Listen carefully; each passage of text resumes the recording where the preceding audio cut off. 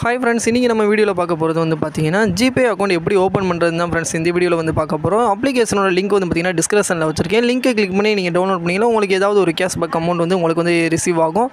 Okay friends, வாங்க வீடியோக்குள்ளே போயிடலாம்.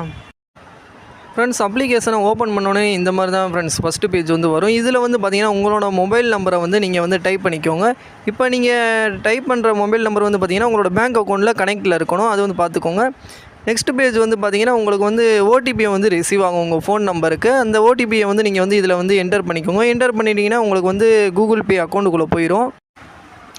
ஃப்ரெண்ட்ஸ், இப்போ வந்து பார்த்தீங்கன்னா நமக்கு வந்து ஹோம் பேஜ் வந்து வந்துடுச்சு. ஓடிபியை லாகின் பண்ணி வந்ததுக்கப்புறம் ஹோம் பேஜ் இப்படி தான் வந்து ஃப்ரெண்ட்ஸ் இருக்கும். இதில் வந்து நம்ம ஃபஸ்ட்டு பண்ண வேண்டியது வந்து பார்த்தீங்கன்னா ரைட் சைடு கார்னரில் வந்து பார்த்தீங்கன்னா உங்களுக்கு வந்து ஒரு ஆப்ஷன் வந்து காட்டும் உங்களோட ப்ரொஃபைல். அந்த ப்ரொஃபைலை வந்து கிளிக் பண்ணிக்கோங்க.